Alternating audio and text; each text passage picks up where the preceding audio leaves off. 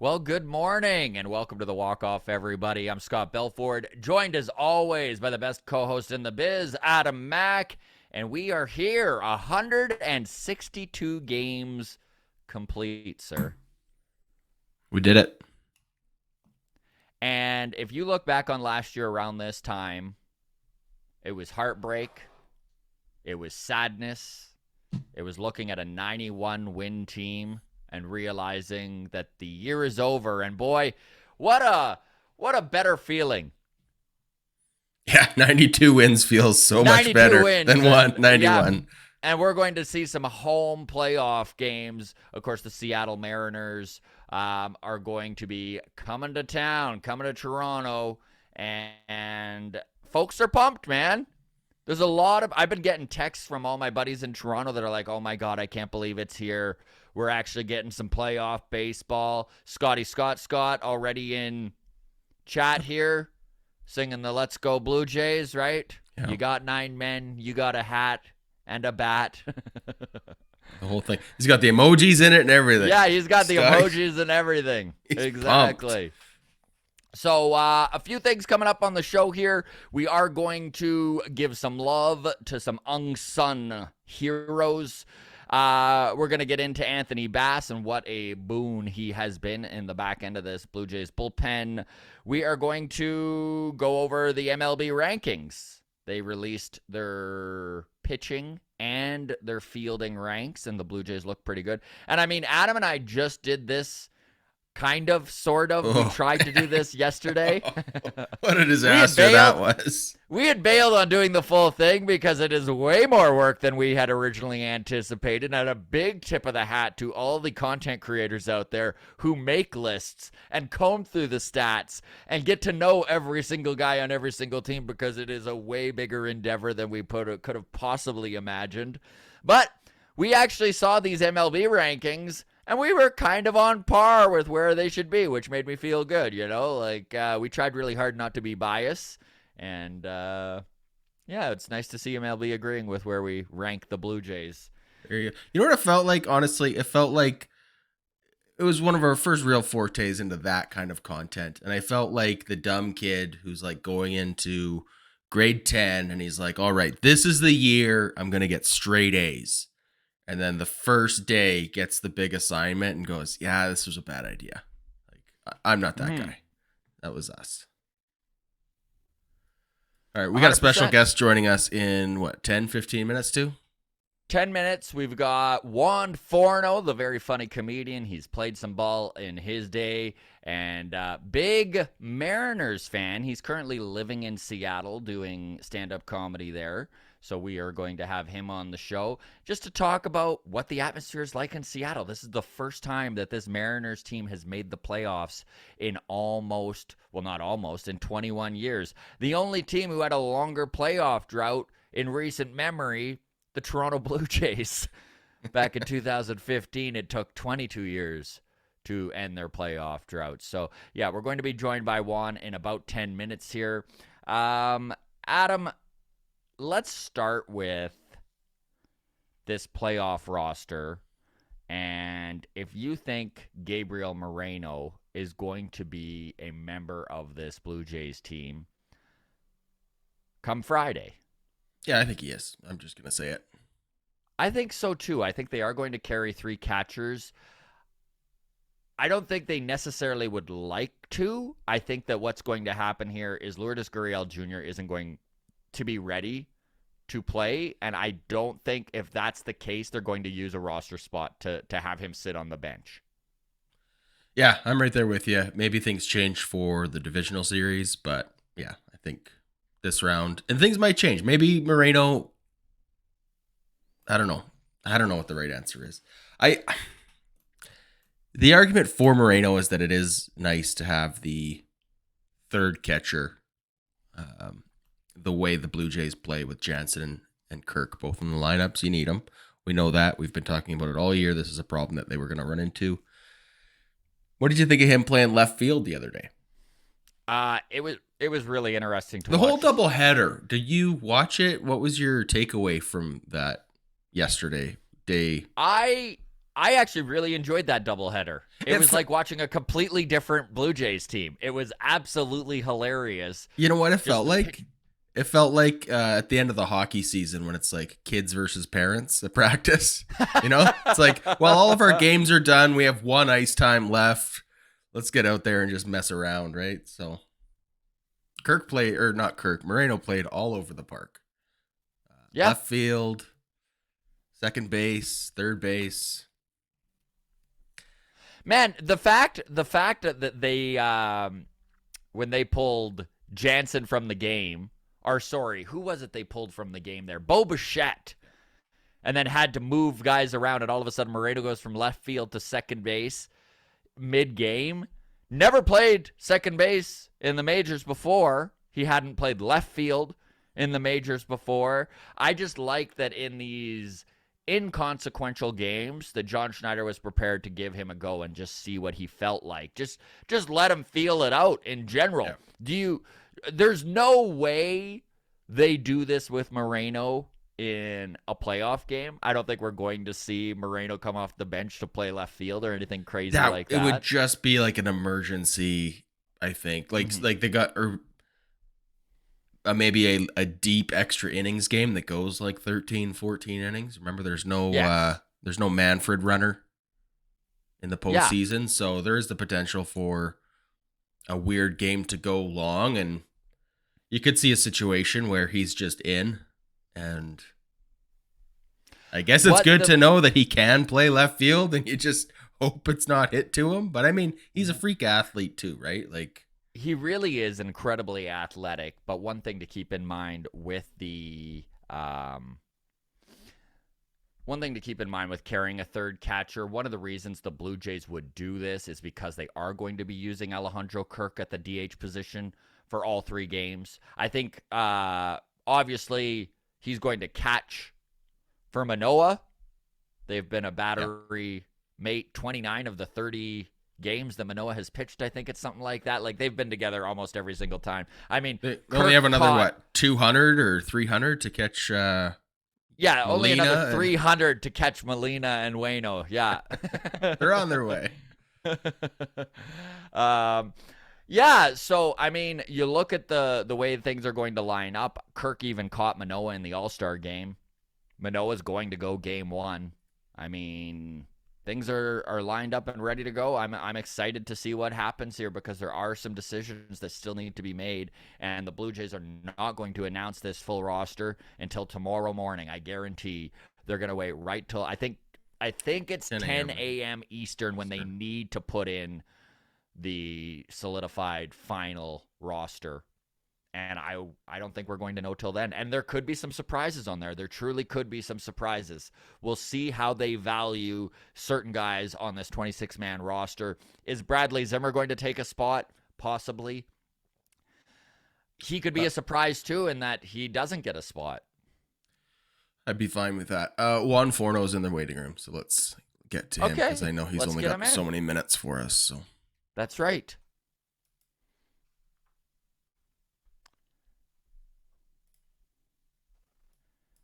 What up? Mr. Forno, hello. How you guys doing? Good, man. Thank you so much for taking the time to join us, buddy. Really appreciate it. Of course, you got your Mariners hat on, ready to go, eh? It's technically a Steelheads hat, but it's a Seattle hat. Okay, there you go. Just misreading that S there. That's right. All right, everybody. Welcome to the show. Juan Forno, comedian based out of Seattle. And, buddy, we had to get you on the show here because, obviously, the Mariners killed the longest playoff drought in professional sport history this year. They had been 21 years. This is crazy to me to even think that there's 21-year-old kids out there that have never seen the Mariners in the playoffs. You know, that had cheered for the Mariners their whole life. That's funny because I have friends here, comedians and stuff here that have kids that are like, you guys have no idea what it's like for the Mariners to be in the playoffs. And it's wild because if you think back, the last time the Mariners made the playoffs was in Ichiro's rookie season where they won 116 games. Yeah. Ichiro's just a rookie. So everything is looking like roses going forward. Hope through the roof. Haven't been back since. Unreal. What is the feeling in Seattle? Can you feel it? Is there an energy to the city Oh right yeah. now? Yeah. Oh, they're excited. I know, like the team stumbled a little bit down the stretch there, especially getting to close out the season with Oakland and Hmm. the Angels and the Tigers, and still managed to lose a couple of those games. Well, I Uh, know truly even 20 games ago, I mean, if you looked at Tampa Bay's, Toronto's, and Seattle's schedule coming to the end of the season, the yeah, Mariners did have the softest schedule, and we were all tied. All three teams were tied, and I remember being like, we're gonna wind up. We're gonna wind up in that second wild card spot and going to Seattle, but no, it wound up. How is the feeling in Seattle going to Toronto for this team? I think it's weird because for me, I don't like the fact that they stumbled into the playoffs, but it seems like everybody's just so excited that it's happening that they're content almost. For me, I don't. I wish they weren't playing the Blue Jays right off the bat, but Yeah. I don't want them to just make the playoffs. I want them to get past this round so that there's some home games in Seattle, Mm-hmm. and to actually see how far they can go. And I mean, with that pitching staff, it's not unrealistic to think that they could beat anybody on any given series. But they got to put it together for sure. The city is excited, but I want them to be more excited about the expectations. I want them to have more expectations than just getting in to the playoffs. That's just not good enough for me. The scariest part about the Mariners is those top three starting pitchers. Yeah, Like, you line them up against almost anyone's top three, and they are right there comparable, if not better. Like Luis Castillo starting game one, especially with the right-handed heavy lineup that is the Toronto Blue Jays, and yeah, Luis is like, has he surprised you? Like, obviously, we all knew he was a very good pitcher, but he kind of gets forgotten in Cincinnati. When he yeah. came to Seattle, you were at his first game, right? I was, yeah. And it was such a funny thing because, everybody highly regarded him. And obviously the cost to get him was through the roof, prospect 1, 3, and 5. Um, but when you actually go and watch him pitch, you're like, oh shit, like this guy is legit. Like, and he has been. He's been one of those rare mid-season trade acquisitions that didn't disappoint. If anything, he's exceeded expectations up to this point.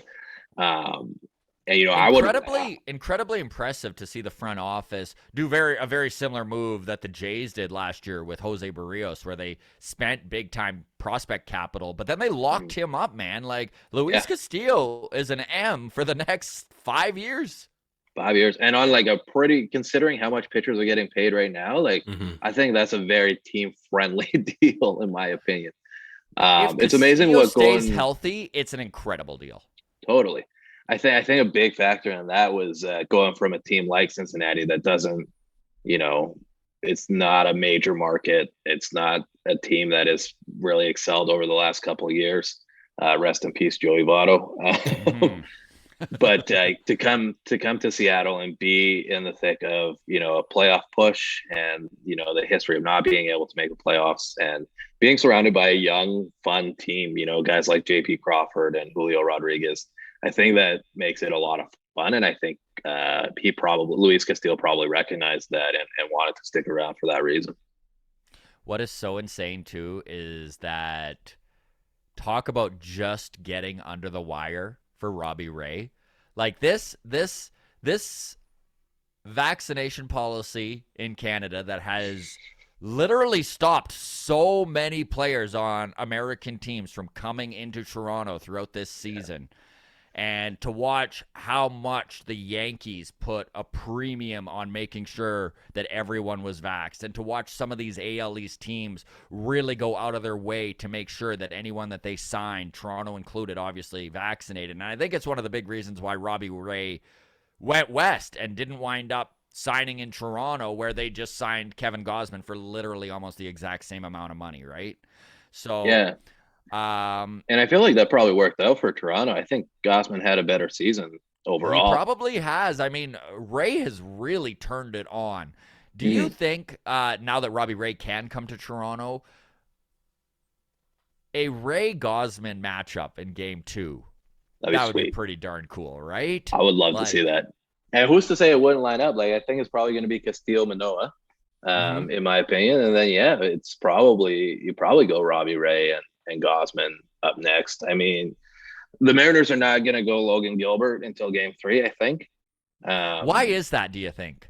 is just a rookie. He's a kid. Yeah. In that pressure situation, Game 3, clinching game, do you go with the guy that just won a Cy Young or do you go with a rookie? I mean, Yeah. probably going to go with a Cy Young guy. And that's not a knock on Logan Gilbert. That's not to say No, he of doesn't have course. it. He had a great season.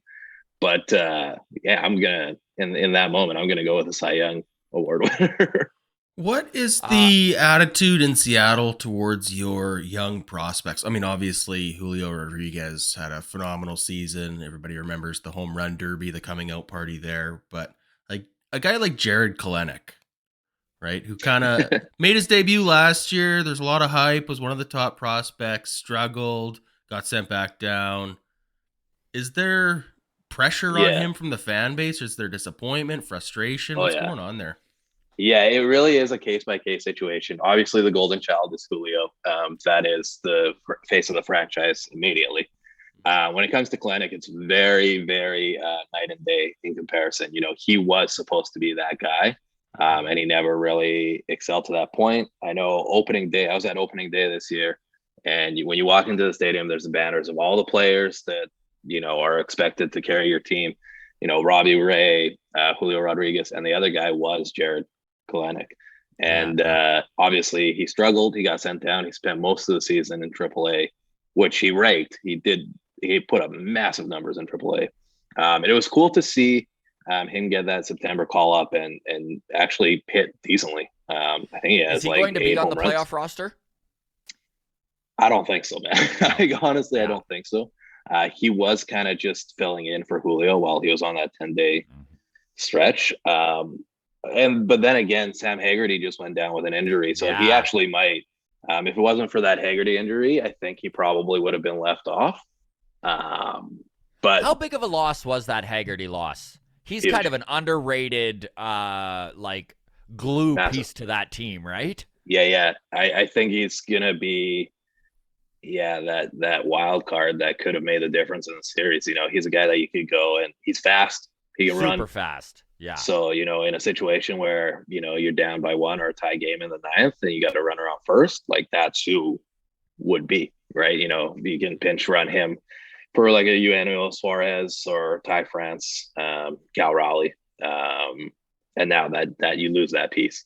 Um, It was an ugly injury too, like you yeah. could tell right away as soon as he slid into that base and just toppled over and the pain in his Mhm. face, you were just like, okay, a groin injury going into the playoffs, like that's the thing with a groin injury, like you don't know. It could No. it could be a week, he could literally come back in the division series, but he could also be done for the season. Like Yeah. Reports said he's going to miss two series. So he'll two miss a wild series. card on the divisional.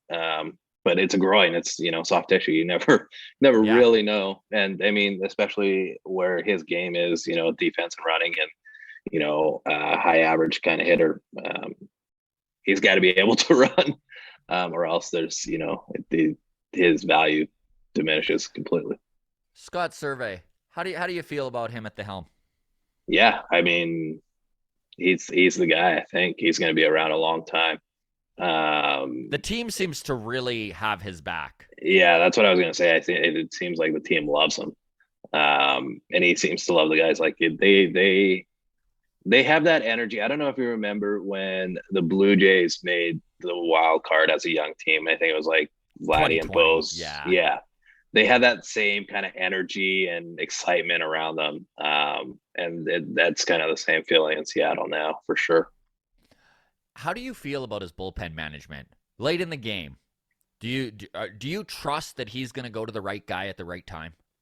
That's tricky, Once upon a time, they had like a 1.8 ERA, and that they could do no wrong. But Mm-hmm. there's been a lot of stumbles this last month. I don't know if it's fatigue in that bullpen or what the situation is. They got a lot of great arms. Munoz is lights out, and Seawald had a very good season up until recently. I like to believe that the pitching was a strong point all season, and I believe they'll step up when it matters. You know, they got the right arms, and I feel like Scott could go any which way, 7, 8, 9.